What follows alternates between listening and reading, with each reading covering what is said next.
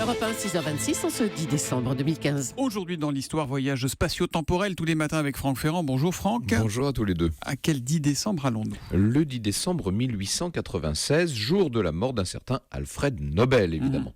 Vous connaissez son histoire. Nobel était un chimiste suédois des plus inventifs.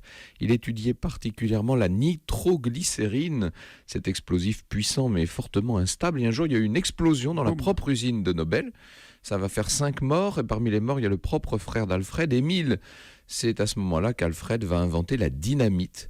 Dynamite qui présente l'inestimable avantage de pouvoir être manipulée et transportée sans trop de danger.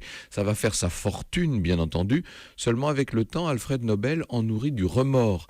Il ne veut pas laisser au monde cette image d'un marchand de mort, et c'est pour cela qu'il décide de léguer une grande partie de sa fortune à l'humanité, 32 millions de couronnes suédoises, ce qui à l'époque était considérable. C'est ainsi, Franck, que va naître le prix Nobel. Oui, les prix Nobel, oui. Qui sont censés distinguer ceux qui ont rendu des services à l'humanité, et ceux dans 5 domaines différents: la chimie évidemment, la physique, la médecine, mais aussi la littérature et, nettement plus vague, la paix. L'économie est un cas à part. Les premiers prix Nobel sont remis en 1901, le 10 décembre, donc la date anniversaire. Parmi les lauréats, on peut citer Henri Dunant, le fondateur de la Croix-Rouge, qui reçoit le premier prix Nobel de la paix ce 10 décembre 1901.